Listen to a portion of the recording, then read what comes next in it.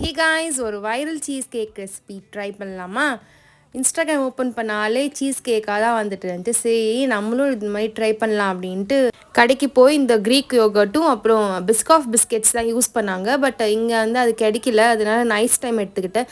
இன்னொரு வீடியோவில் இந்த பிஸ்கெட் வச்சு பண்ணியிருந்தாங்க, நல்லா இருந்துச்சு அப்படின்ட்டு சொல்லியிருந்தாங்க. ஸோ சரி, ஓகே, இதை வச்சு செய்யலாம் அப்படின்ட்டு அந்த க்ரீக் யோகர்ட் கப்லேயே இந்த பிஸ்கெட் வந்து ஹாஃபாக கட் பண்ணி உள்ளே இன்சர்ட் பண்ணிவிட்டு ஃப்ரிட்ஜில் ஊற வைக்கிறதுக்காக வச்சுட்டேன்.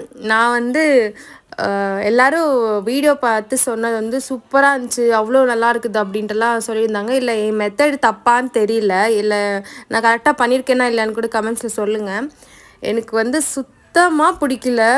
தயிர் கொஞ்சம் புளிக்க ஆரம்பிச்சிருச்சு. அப்புறம் அந்த பிஸ்கெட் வந்து நல்லாவே ஊற இருந்துச்சு, லைட்டாக அந்த ஸ்வீட்டுன்னு இருந்துச்சு.